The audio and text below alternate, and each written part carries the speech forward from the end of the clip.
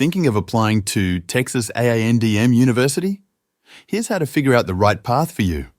Start by opening a web browser and searching for how to apply for Texas A&M University. Now, look for the official website Texas A&M and click on it. Once the website loads, you will see different ways to apply. If you're in high school right now or just finished and haven't taken any college classes, you'll apply as a freshman.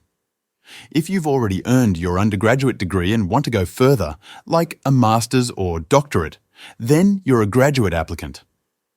If you finished high school and have gone to college after that, even if you didn't earn credits, you're a transfer applicant.